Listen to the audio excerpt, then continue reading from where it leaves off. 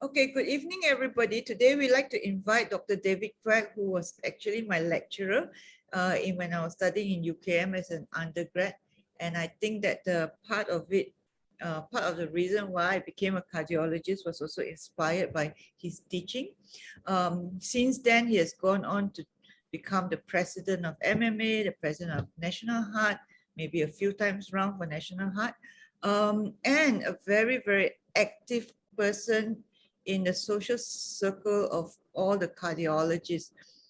David, where are you? Yes, I'm here. Unfortunately, I can see all of you except for my own face. My video is seemingly not working for some reason. But nevertheless, I think I can share with you tonight. I think it's nice to see so many people check in. Yes. Good evening, everyone. Yes, good to be here. Okay, maybe you can try to share your slides. Okay, I think we'll do that. Yeah, I don't know what happened actually. All right. So if the nurses can join our session on Facebook so that the doctors can join here, it would be good. Sorry, because I don't have enough space. Okay, good.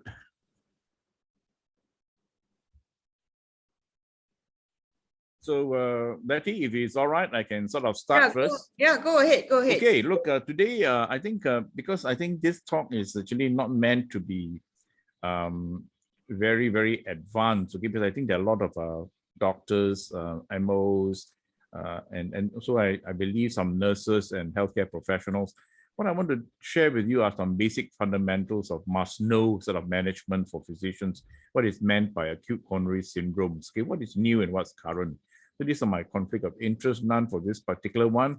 So what is acute coronary syndrome? Okay, when we talk about acute coronary syndromes, we're talking about a chest pain syndrome that's related to myocardial ischemia. That means there's a lot of a gross mismatch of oxygen and blood supply and the demand to the myocardium, the heart cells, heart muscle cells.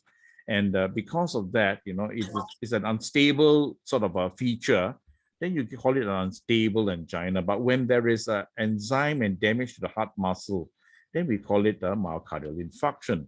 So when we look at it, there are two components here when you first need to define it correctly. Now, if you see here, you look at the ECGs here, these are, of course, ST elevation changes. We are talking about these unstable features here, okay? Their risk are very high for sudden death, for really bad heart attacks, growth, cardiac damage, and heart failure. On the other hand, there's another component, which is what we call the chronic coronary syndrome, the stable angina. Here, the risks are lower, but in the long term, it actually carries a similar risk to acute coronary syndromes as well. And there's also a risk of death. So just to share with you, this is not new. If you remember, Shabby, our footballer and then commentator, died. He was only 61 when he was cycling. A lot of people do not believe that they can actually have a heart attack. Okay, this is just one. Okay, then we heard about our cricketer, Chris Wan, who is actually Wayne Wan, for example, from Australia, who was in Thailand when he had a heart attack and then he died. Some time ago, another footballer, goalkeeper, Peter Raja, died, okay, in 2014, also of heart attack, all about the 60, and actually one was actually only about 53 years old. So in other words, we know that even if you are a sports person before, it doesn't mean you're immune to heart attacks. In fact, we know that if you have been a very active person before, and then you stop doing all the activity and you have high risk factors, you're actually more prone to getting heart attacks. So the spectrum is such, okay? We're talking about this particular group here called the acute coronary syndrome, where the chest pain is a bit more acute, meaning it's happening suddenly or progressively, and it's usually due to inflammation of the coronary arteries on top of what you call atheromas of the heart, okay? And then it causes a plaque rupture, erosion, and then you go on to have what we call non-ST elevation and ST elevation. This is based on EKG or ECG reading.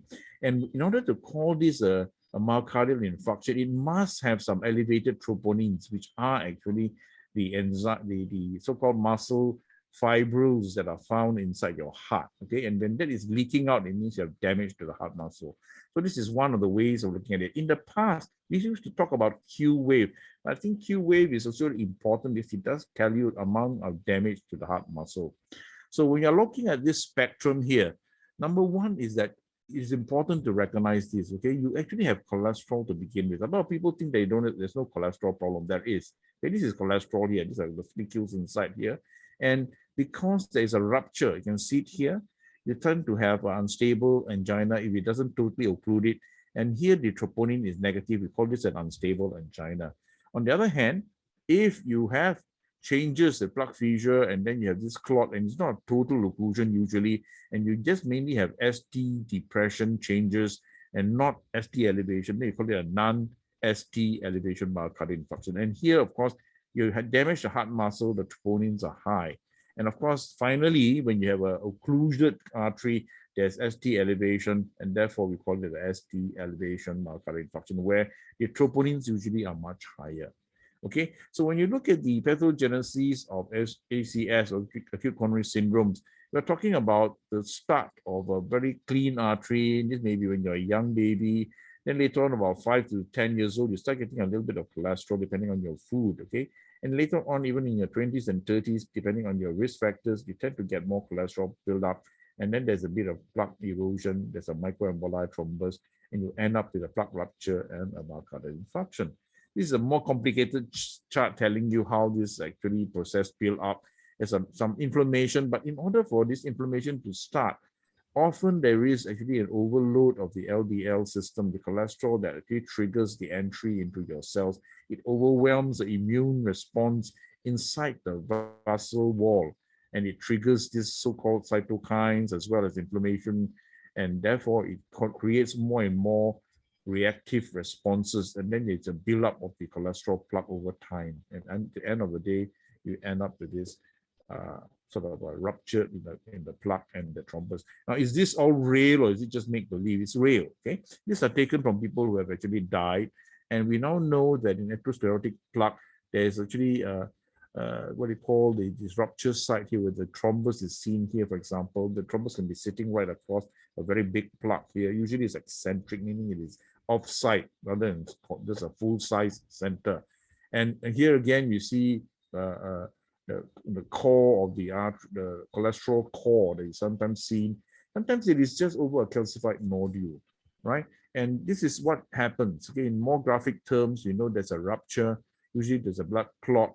And because of that, you know, it's taken really from a patient who actually died. You can see the clot inside here. The patient is actually dead before we actually do this sort of pathology report. Again, this is taken from a very famous pathologist, M.G. Davies from UK, and he actually documented this very well. Number one, you need to have pulmonary atherosclerosis. The most frequent cause of all ischemic heart disease. There's plaque rupture or disruption. It's a superimposed thrombosis or clots, and it's the main cause of myocardial infarction and sudden death. And of course, it triggers inflammation as well, okay? And this is actually triggered by the plaque rupture and the fissure itself, and because of this endothelial breaks. And then there are inflammatory cytokines, metalloproteinases, adhesion molecules, and it causes a cascade of changes that actually cause the blood artery to be blocked. So when we talk about it, there are two forms here. You'll notice there's a non-ST elevation, ACS, and there's a STEMI here, right? And there are now guidelines. This is from the ESC, which is one of the most current ones. Let me just share with you some of the points about unstable symptoms. Okay, it's important to recognize this. I think for doctors and even nurses, when you have chest pain, discomfort, or chest pressure, you must remember that it's very important. Shortness of breath is sometimes complained about. There's nausea, there's vomiting, there's burping, there's a lot of gas, indigestion, there's dizziness, there's cold sweats, you know, unusual exhaustion, sometimes a rapid heartbeat, sometimes there's a feeling of dread, a fear. It may of course be caused by panic attack in some non-cardiac cases. And of course, in women, for some reason, you have a little bit more stranger experiences, abdominal pain, anxiety. Occasionally, the pain is more sharp. And this is actually important. The chest discomfort, which sometimes people describe, is not necessarily pain, but it's very uncomfortable. It occurs at rest. It changes from the moderate exertion to very mild activity. But then it occurs during sleep, waking because of the discomfort. And the frequency can increase sometimes from 1 to 2 per week to a few times a day. These are important changes. Okay, and then it can be prolonged from more than 13, 15, 30 seconds to minutes. And the discomfort doesn't go away even after a few minutes of rest or the use of GTN or nitrate. But these are important unstable symptoms, okay? So what's unlikely to be cardiac? I think this is important. A lot of people come to me, in fact, just yesterday, I got 2 patients that came and they're all non-cardiac pain. It's sharp, it's pinprick, it's twinges, it lasts just a few seconds. It can actually pinpoint onto the chest wall, the shoulder, costochondritis, musculoskeletal strain. Sometimes it precedes some excessive unusual activity over some joints. Okay, and this pain is aggravated by the specific movement of joints or breathing or even touch and pressure. Sometimes it's just a few seconds. It's very unlikely for heart pain to be just 1 or 2 seconds, okay? It could be because of a twitch in the rhythm, but it's not a heart attack. It's fleeting, it runs here all over the place, and sometimes localized. These are not cardiac, okay? Sometimes it's just too long. It lasts for hours on end, and the patient is happily walking around and carrying on with activity. It's very unlikely to be a very serious sort of heart problem. Nevertheless, if it's in doubt, you must treat it as a possible cardiac cause. So these are just some of the characteristics that I want to share with you. Their typical ST elevation actually is important. There can be convex upwards, it can be straight going up, it can be horizontal, it can be down sloping. And in fact, it goes on to getting this Q wave formation as well. You can see that means there's a hole in the muscle in terms of electrical activity. And sometimes you see some of these changes called the lambda changes and the tombstone. There's a good reason for this. And having these two usually tends to portend for a worse prognosis. Now, if it's concave upwards, usually it is more benign. Okay, and this is an important point. And here is probably what we call reciprocal changes. You see these changes to ST elevation in some of the reciprocal, it means opposite leads. For example, you can see ST depression. And this adds on to making your diagnosis better. I'll just share with you some cases in a while. Now, why do we treat ACS, specifically STEMI, or ST elevation myocardial infarction? Because this is the most important one, sudden cardiac death. Okay, usually from ventricular tachycardia and fibrillation, occasionally from sinus arrest or the straight line asystole. There's cardiac rupture, there's valve damage, sometimes there's pulseless electrical activity, and there's no pump action. And because of this, the patient stops breathing. You get anoxic stroke and disability. Sometimes you end up with a persistent vegetative state because of prolonged cerebral anoxia. Now, there's another problem following a heart attack. You damage the heart muscle too much, you end up with a cardiogenic shock, heart failure, LV dysfunction, there's aneurysm, pseudoaneurysm, there's rhythm disorder, which sometimes can be life-threatening, complete heart block, AF, okay, it's very important, VTAC, VF. And of course, later on, you start getting all these complications for major adverse cardiovascular or cerebrovascular events. And premature death is often the cause for ACS. So you can see this spectrum, which is exactly what I just given you in brief here. You can continue to have that. Occasionally, after a heart attack, some patients get chronic pericarditis called restless syndrome. Now, let me just show you some examples. So this is a typical tombstone as LST elevation. And what is more serious is not just a pattern, but you can see it's right across the board. Okay, and it's very extensive with a lot of reciprocal changes in the reciprocal leads here. And this is actually a very bad sign, okay? On the other hand, you also can have this lambda pattern here. Again, also fairly widespread. This is in the inferior lead. And here you see the reciprocal inverted lambda here, which is also pretty bad. For those of you who have a sharper eye, you can see that the lateral leads are also involved, okay? Sometimes this is also another extensive sort of a right coronary artery, usually a very long circumflex artery disease.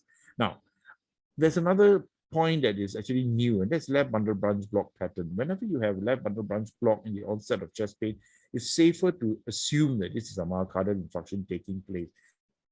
There's some criteria here, but today I don't have the time to tell you. One of these is a thing called the Scarbosa criteria, where there are more than 3 points based on some of this ST elevation at certain points. Then it actually makes diagnosis a bit clearer. For example, here in the V1 to V3, this depression is more than 1 millimeter, for example, or in the ST elevation area, it's more than 5 millimeter in those leads, which is different from the usual left bundle branch block pattern, but this is ischemic in pattern. Now, having said that, you can also have atrial fibrillation, okay, in the context. This is very clear, rapid atrial fibrillation, but sometimes the AF is a bit less subtle, but you actually don't see any P wave here. You still see this classical anteroseptal myocardial infarction, ST elevation myocardial infarction. Now, having said that, we also have what we call ventricular tachycardia in the ST elevation. And this is the inverted lambda, for example, that you can see. Okay, and you also see this pattern here, which is ventricular tachycardia, which is actually pretty bad. And from ventricular tachycardia, you can end up with this ventricular fibrillation here, and you actually end up sometimes with a systole. All right, and sometimes you have a complete heart block here, as you can see. And this is the rhythm that I think CCU girls are always looking at. When you really try very hard to save somebody, the patient is dying, and you develop this agonal rhythm. Right? You see this flat line almost, and once in a while you just have a twitch, but actually the patient is not breathing anymore, is dead. So there are some ways of looking at the treatment here. An important thing is that whenever you suspect ACS, okay, you need to look at the symptoms. The variation is more in women, okay, and older people, those with diabetes. Sometimes the pain is not so obvious, the discomfort. So you need to know whether it is ST elevation or non-ST elevation, or it's just unstable angina, where you can actually be less urgent about it. But for non-ST elevation and STEMI, usually it's better to go straight into revascularizing the patient. I think this is important, all right? And remember what we told you, the troponin test determines whether this is a myocardial infarction or just an unstable angina, okay? So for example, when you actually look at this, I'm just going to take you through what our National Heart actually has given you. The management of ST elevation, the most current one is 2019.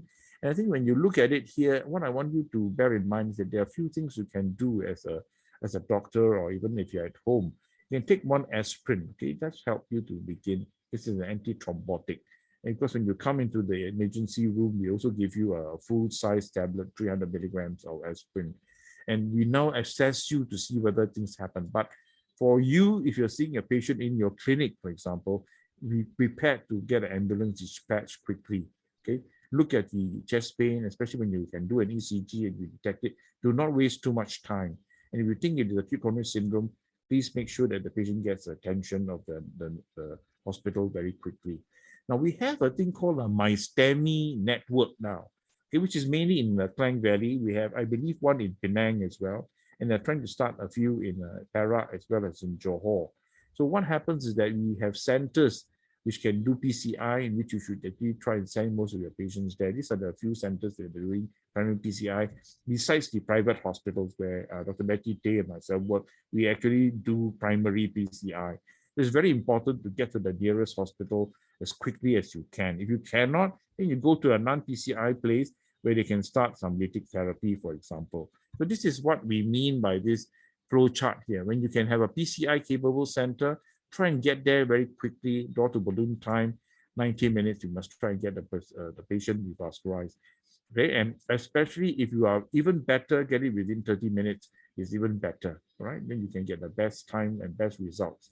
On the other hand, if you do not have, then you may want to send the patient to some place where they actually can do what we call lytic therapy. Okay, these are some of the issues that you need to bear in mind. Now, one of the things that is important is this, okay, when you're thinking about angioplasty or fibrinolytic therapy, you are two ways. Okay, for example, if you're in HKL, what they will offer for you is fibrinolytic therapy only.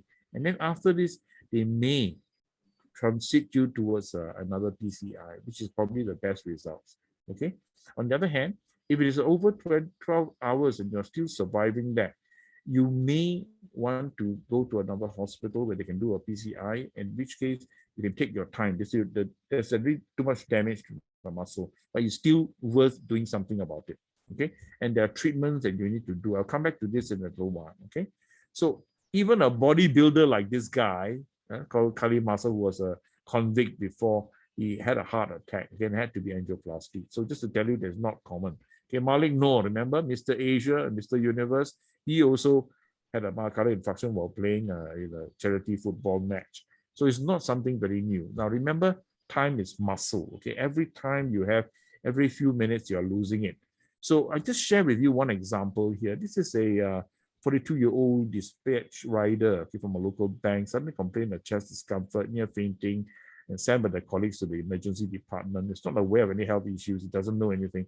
Then and within half an hour, he actually collapsed. If you just look at his ECG here, you see that this is when he first presented. It's not too obvious here. I think when you see this, maybe you see there's a bit of what you call a horizontality of the ST segment.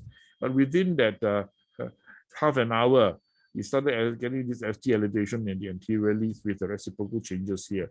And very quickly, as we are preparing him to go into the cath lab, he became a full-blown STEMI. As you can see, it's very extensive here. And in fact, just as we were going in, he developed VTAC, VF, and then he went into this. Okay, this is the nightmare. Now, if he were outside, he most likely would have died. That is why we are now advising that the people can do this, do a DC shock to the patient. Okay, you can get this automatic sort of a defibrillator, shock them out of it. Otherwise, the patient dies. So because of this, we're able to go in, and you see it in this patient is not even 100% blocked, but it's pretty narrowed here. All right, and proximal LAD. I'm just showing it for you, but it's a big artery. The right is normal, so we are able to go through and operate on him, and then we stented him. And while we were intubating him and all that, and he actually did pretty well with excellent results. So after the angioplasty, he survived, and after about 3 or 4 days, he actually went home. Right? He found out to be diabetic and all that. So we managed to salvage some muscle, because you can see that the V5 and V6 still has the R wave here, right? So that's him. He's got a lot of problems. He ended up with knowing that he's got diabetes, he's got hypertension, his cholesterol was actually pretty high. Look at the A1C, is also not good. Okay, so LDL was actually about 7 in the beginning. So that is this guy. Then there's another chap. Okay, he was playing futsal. Okay, just imagine that you're a young guy. He's only 35 years old. He comes in and he actually collapsed while playing, chest pain. He went to a GP clinic first, and he referred him. And then this is what we found. This is a classic ST elevation. And this is just to show you the changes in the cardiac enzymes that actually take place. When he came in the evening, he actually had chest pain around 5:30. You notice he wasted quite a lot of time. By the time we started seeing him at around after 9-10 o'clock, his enzymes were already up. Okay, and then of course it went up further. So we're able to actually operate for him as well. And you can see that his artery here is actually 100% blocked here. In fact, if you look at it, it should be there, right? Just to show you where the artery is, LAD. So we're able to go through it. We find there's a few more narrowing along the place. We touch it up. And finally, we're able to open up the artery very nicely. And the patient actually does very, very well. Okay, this is immediately after the angioplasty. And this is him now. He's with me for the last 7-8 years, and he's actually doing very well. So when we are talking about angioplasty, that is probably the best result, because that gives you the lowest, worst outcomes. Whereas if you use fibrinolytic therapy, which is the most common form of treatment in Malaysia, in 70% of the patients, it's still useful, because if you can actually get the patient to come in within 120 minutes, and then you start giving this fibrinolytic therapy, and nowadays is usually TNK, then the patient actually can get some revascularization. Not the highest rate, but probably around 70-80%. And the patient can do better. So you need to come in early as well. But the narrowing, if it is there, normally needs to be addressed later on. And you still think about angioplasty soon, all right, rather than later. Now, unfortunately, in Malaysia, a lot of patients who had fibrinolytic therapy or lytic therapy, they end up just going home, because there's no facility to allow them to go for what they call a pharmaco-invasive or delayed sort of PCI. But mostly private hospitals actually have this approach nowadays, which is to do a primary PCI or a PCI much earlier. And the results are actually better. So the level of evidence is actually very, very good. If you can do a primary angioplasty or PCI within a time frame, that's the best. And it's all class 1A, all right? The second is still pretty good, because there's a lot of good evidence as well. If you can actually get it in, you still 1A indication. Now, the other treatment that you may want to consider, and I've highlighted for you, is to consider, these are antithrombotic. Remember, the clots play a very important role in myocardial infarction. So aspirin and clopidogrel becomes important. Ticagrelor and prasugrel are the newer ones here. Unfortunately, they've removed prasugrel from our thing, because the company withdrew the drug here. On the other hand, we also may want to use some of these antithrombotics. These are all the subcutaneous ones that you can use, and they may be useful in some cases where you need to thin down the blood a little bit more. Now, when the patient goes home, usually, or during even admission, if the patient don't have a heart block or whatever, in terms of atrioventricular conduction, you can give a beta blocker. You usually want to start an ACE inhibitor or a RAS blocker and high dose statin, which sometimes protect the heart. The ACE inhibitor is to prevent further remodeling and development of LV aneurysm and heart failure. Important things to consider: you must stop the patient from smoking, need to encourage exercise, you need to consider aspirin and clopidogrel at least for a certain time. It used to be said that you need to use this for at least 12 months. Most of us will still give it in the setting for STEMI, all right? Whereas you may want to remove one or two of them if there's an increased risk of bleeding. On the other hand, these are drugs that need to be continued because they're protective, all right? So beta blockers, ACE inhibitors, ARBs, statins is actually a must. And we want to reduce the statin to as low as possible. In our Malaysian guidelines, we say 1.8, but I think most other conditions in guidelines now mention 1.4. Now, what about this non-ST elevation acute coronary syndrome? This is where you don't get the ST elevation, but it's still pretty bad. I'll give you an example here. This was a patient who first presented to me at 49 years old with some atypical chest pain.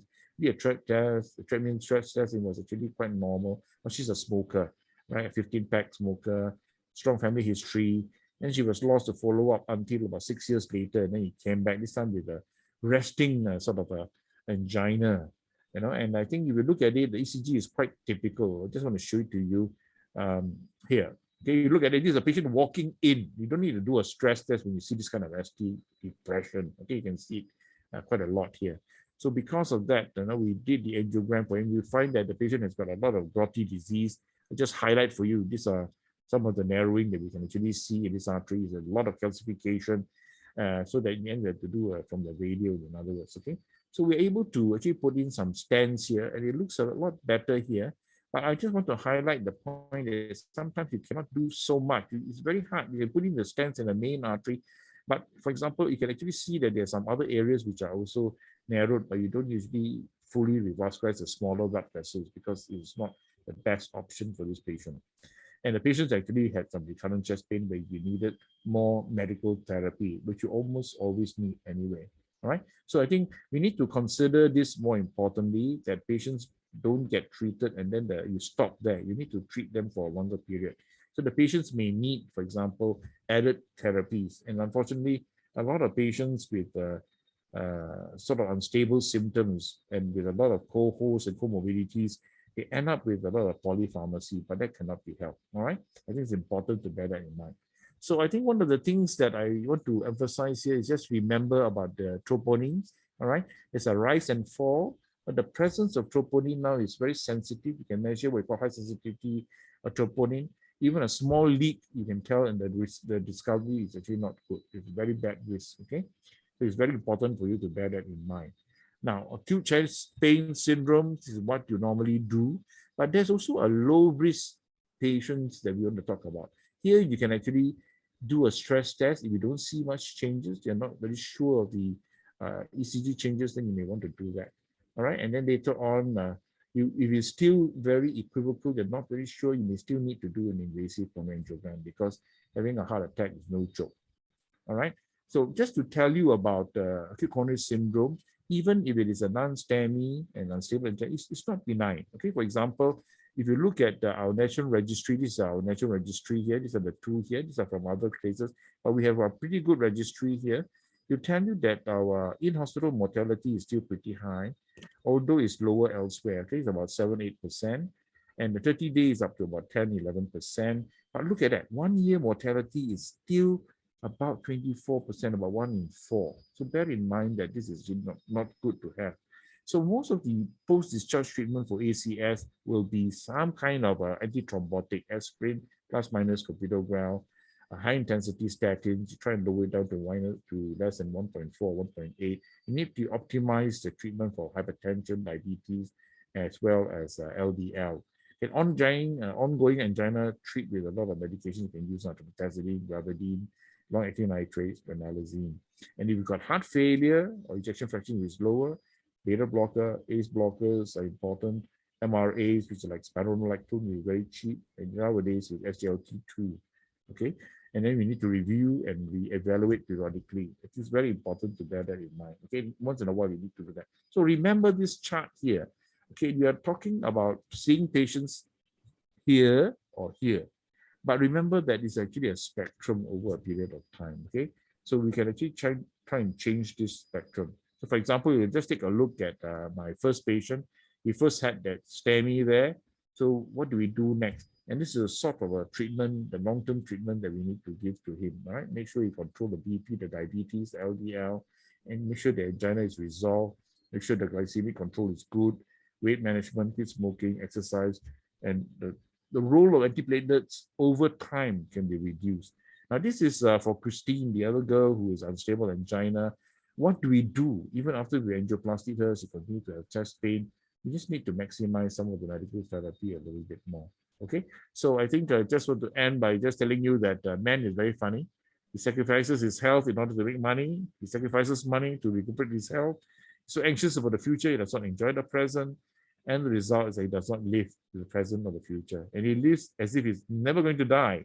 And then he dies, not really having lived.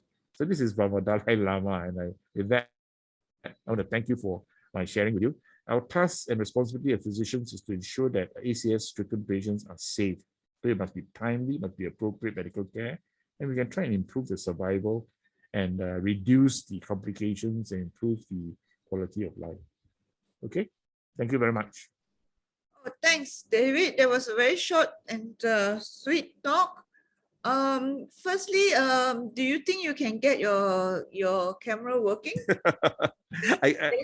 I'm just trying. I don't know why they don't want to see my face for some reason. Okay, we take questions from here. Yeah. Okay, if there's any question, just shout out, or you can put it in the chat box as well. Okay, let me just share what they want most. Okay. Let me share the screen here. Share screen. Okay, this one. So basically, there are two. Okay, this is the QR code for the doctors. Okay, so maybe you all can put in your questions. Okay, I have a question. Oh, sorry. I have a question. How difficult is it to get streptokinase these days? I find it very difficult. Is it available in your hospital? We have, but I think now we practically stopped that because nobody is using it. So we are actually using TNK in some patients, but not very often. But TNK, which is tenecteplase, is actually being used in all the government hospitals. Oh, how much does it cost? A couple of thousand, I think. Yeah, compared to streptokinase. Yeah, streptokinase is available as well, but I think most of it are bought by the governments. Yeah, I find it's not available in most private hospitals. But I was one of the first to use it in HKL in the early 80s. And I must tell you that the reperfusion rate is actually not nearly as high, maybe 60%. Yes, of course. But sometimes due to the fact that patients cannot afford, sometimes I find some patients need to be transferred. So to government sector, and then the wait is long. So sometimes unfortunately, it's actually very long. I must tell you that patients waiting almost one week or more to get some kind of procedure done, but it's Serdang. I mean, sometimes we just have no choice. Oh, sorry. Okay, this is the QR code for the nurses. Okay, you can scan and then register yourself, and this will then we will then send you an e-cert. Is there no question at all? Okay, I did not make it very complicated because I know there's actually another more complicated session coming up in about 2 or 3 weeks' time, where they're going to talk about the registry, the MySTEMI network, and all that by quite a few doctors, I think from IJN as well as from CVs and TRO. So I purposely do not want to make it very complicated. Okay, we have a series of cardiology topic. The next 4 webinars are actually series of cardiology topic. This is ACS, acute coronary syndrome. Okay, I think the take-home messages, maybe you'd like to give us some take-home messages. Yeah, I think one of the important things to mention is that you have to consider to have a high index of suspicion. Okay, chest pains are very, very important. I think this is an important thing to bear in mind. And it's not just chest pain, chest discomfort. Okay, so I think you need to bear that in mind for doctors, because I sometimes get a GP. Nowadays, the GPs are getting a bit brighter. They do send a high index of suspicion, but occasionally it's dismissed because you tend to underestimate the breathing problems, for example. Some people talk about effort dyspnea, which is now recognized as one of the potential sort of chest discomfort syndromes that may be related to what we call myocardial ischemia or angina.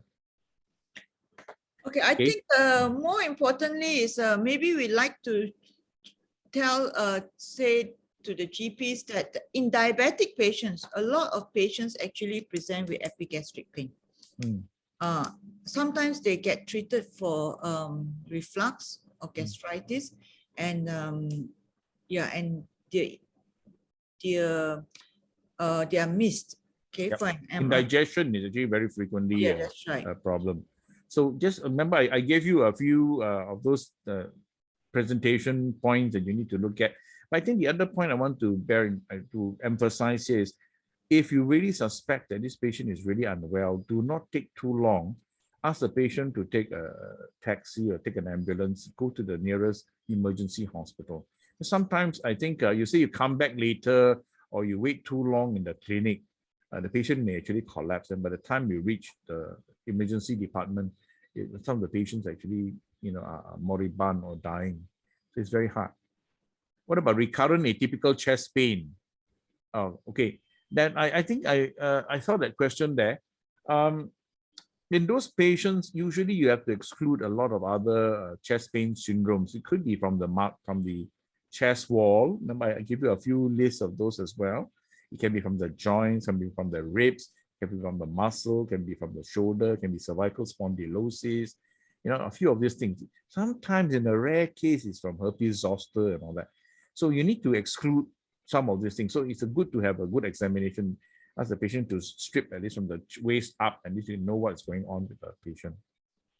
Okay, and normally if they are negative, the troponin is negative, the risk for things happening in the next 1 to 2 weeks usually is very low. Okay, so I think it's very unlikely to be something that is very bad. But again, it depends on your index of suspicion. If, for example, they've got a strong family history, a father or a mother or a sibling who has a myocardial infarction and died suddenly, anything around 50 to 60 years old, that's considered early. And then you must be having a stronger index of suspicion that this may be more than just angina, that. Yeah. It could be stable angina. So, Dr. Jasprit, I think, I'm a GP. I have a few patients less than 30 years old with high LDL. If it's more than 4, despite lifestyle modification, would you treat it? You're asking one of the big proponents for lowering LDL. Okay, I am one of them. I believe very much in the genetic cause of high cholesterol. Okay, and in fact, when you have an LDL of 4 and above, you're probably having a form of heterozygous hypercholesterolemia. Okay, in fact, we see a lot of patients in that range. And if there's a family history, a strong family history, there's no way you can bring it down by lifestyle modification. But if there's no family history, no other risk factors, you can watch them, but you will find that they will not change. Now, one of the reasons why I advocate treating the LDL to come down to a more reasonable number below 2.6, for example, in the young people, is because of this thing called the LDL burden over time.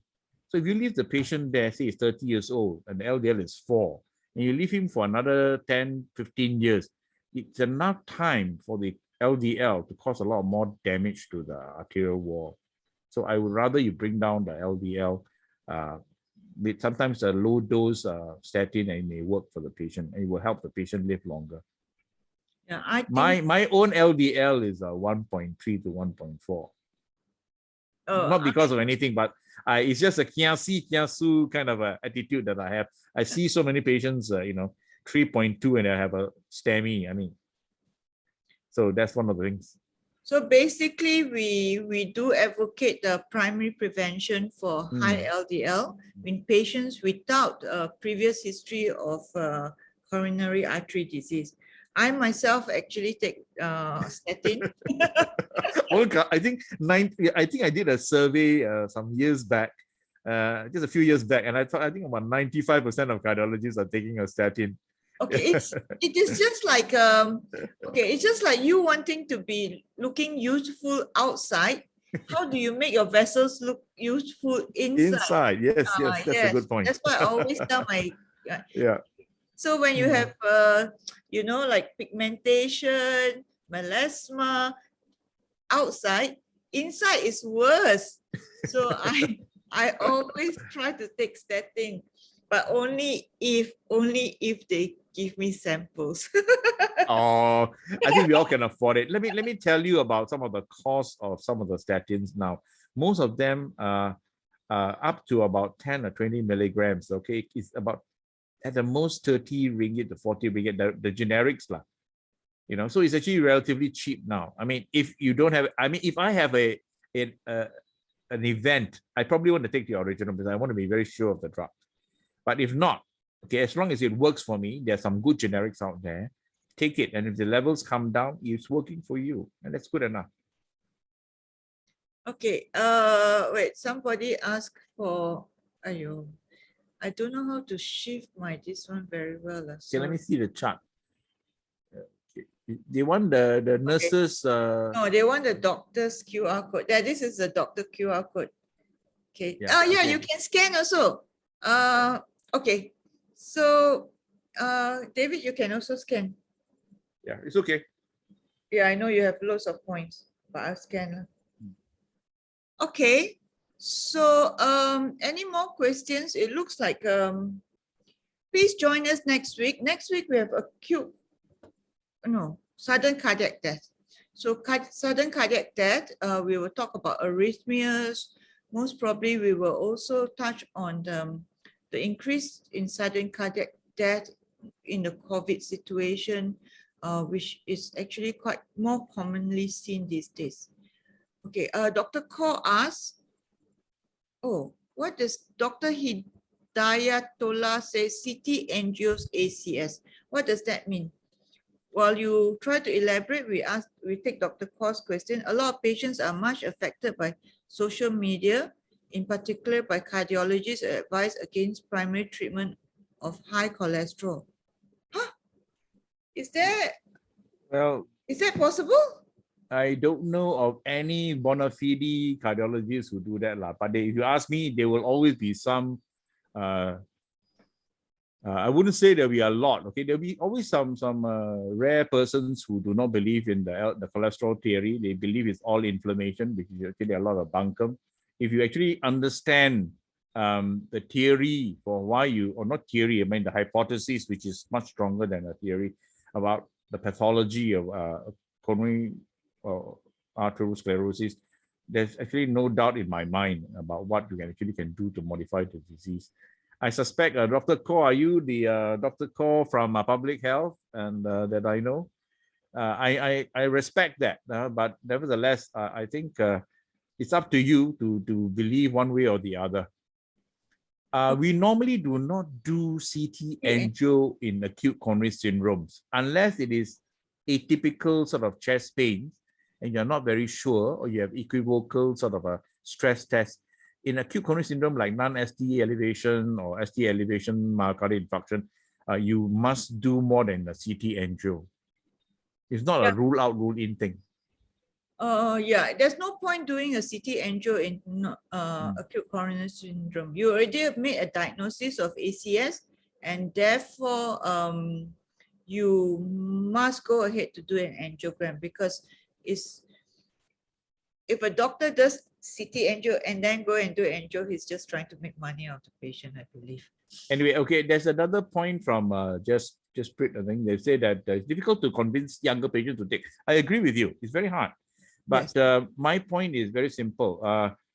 If there are actually no symptoms at all, what you can do is advise them first. But you'll notice that you can try all your lifestyle. Your LDL is going to hover between 4. If you start with 4, okay, you're going to be hover. Sometimes you get to 3.7, sometimes 3.6, then you go up to 4.2. It's not going to change very much. Now, what is important is that if you understand the long-term mechanism about how LDL works, then you perhaps understand why I'm such a proponent for it. Now, one of the better ways, especially if patients have got some high cholesterol with a high CV risk, for example, they have parents who got hypertension with diabetes or premature ischemic heart disease, is to do, in this case, what you call a calcium score. And this is where the CT scan is very important. If you can find calcium in your arteries at 30 years old, you're in bad trouble, because you need atherosclerosis to be able to get the calcification of your heart arteries. And then if it's worse than that, you may need to do a CT angio. This is where I use it. And then the patients become convinced, because it's not just that. It's just not for me. Remember that all of the treatment is actually for the patients, because whenever we treat, I think Betty and I, we do, is after we treat them, it's all up to you whether you want to live longer or not, because we can only advise you. And the same thing you should tell your patients as well. It takes a little bit of time to explain to the patient, but I think it is not difficult to convince the patients. Yes, because statin, I do not know why, has been getting a lot of bad publicity. Maybe because people are trying to sell supplements, I'm not sure. But statin, of all the drugs, seems to get more bad publicity over the social media more than anything else. Yeah, but I think one of the important things is because of social media. I think social media can be very destructive. I think you can see that already. I mean, there are good things like, beating hearts and what have you, but there are lots of other nonsense that are going on. Okay, for example, if you don't believe me, you can do this. I've done this before. Every time I give a talk about statins and acceptance, if you type in and put there statin benefits, you may get about 300,000 sort of hits. Okay, and these are on top of people buying in already. Okay, about 300,000, I think, in Google. Go to Google. Bing doesn't give you very much. Okay, then if you type in harms of statin, you get 3.4 million. So you will think that the harms actually more than the benefits, but all the harms that you come out from there are from nutritionists, supplement sellers, Dr. Mercola, and a few other nut jobs. Okay, there's another guy who is a so-called cardiac surgeon, which I must bring up, because you say, well, he's a renowned cardiac surgeon, but no, he's not. The one who's writing about no cholesterol, and he's been selling his book. I think it's $49.90. And the reason is that he's doing it is because he was a cardiac surgeon who was actually deregistered in 2-3 states in America, because he bunked up all his surgeries. So you must be careful about who you look at your patients and your doctors and your reference point. It is very important because, of course, the bulk of the evidence of statin is actually on secondary prevention, but there is also evidence on primary prevention. And the numbers that have been of patients that have been recruited for statin trials, I think, is huge. Yep. It comes out to millions. If we have time, let me see whether I can find one of my slides for you on statins, which is actually very, very useful. I think if I can share that with you. Just a moment. Oops, Is there any more questions? Okay, no, we just go on first. Yeah, never mind. Let's just stop there for a while. You can go on if you want. If it won't take too long. No, it's not. You just carry any more questions? If there is, I will answer. Okay, if not, we will stop here and then join us next week for another session. I think next week it will be Puasa, but Dr. Aslan has kindly decided to give us the talk anyway. He didn't realize it was Puasa. Okay, so thank you very much, David. I'll meet you up, I think maybe during National Heart. And if you all want Okay, Serena has a question. I recently saw a 30-year-old lady morbidly obese. Not something new, just being obese. I see a lot of patients who are BMI of 35 to 45 these days. LDL of 3, pre-diabetic. So 3, well, 3. 3 is always the harder number to Yeah, treat. that's I right. think the obesity needs to be tackled. That's what, for one thing, for sure. Having said that, we actually have patients. I haven't seen it, but I think we have seen presentations from, for example, the government hospitals and IJN, where they are 30, 22 years old, even women with diabetes or pre-diabetes and borderline sort of LDL and hypertension, and they actually come in with myocardial infarction as well. We have all seen results of that as well. So just bear that in mind when you see patients like that. We can't give you a blanket answer for what we can do for the patients. I'm actually more and more interested in recommending to patients who are morbidly obese, a BMI of say above 35 to 40 and above, to think about some bariatric surgery, such as putting in a little pump inside the stomach to reduce the stomach can actually help the patient a lot. Yeah, I Very found important. that bariatric surgery is really a miracle worker. Yeah, it will help with the diabetes as well. It will help with a lot of things. It will help with the patient's confidence. It will help with, yes, motivation and diabetes and all the metabolic disorder. But to answer Serena, if a patient is diabetic or pre-diabetic that doesn't, the sugar is maybe 6, 7, and the LDL is 3, I would rather treat the LDL and start on some low dose and bring it down to below 2.6, not necessarily 1.8, and definitely no need for 1.4, but I would like it to be below 2.6, definitely. Dr. Ko is asking you for I can't remember the name offhand because the last one I gave the talk was some time ago. But if you just type in a deregistered cardiac surgeon, I think from University of Arizona, and cholesterol, you'll get his name. I think it's Mervyn something. I guess cannot remember. Okay, I'm going to stop. Yes. Stop share now. Okay. Thank you, everyone. Okay, bye-bye. Okay, bye-bye. I'll see you one of these days, yeah? Okay, bye-bye. Okay, bye-bye. We stop recording now. Bye.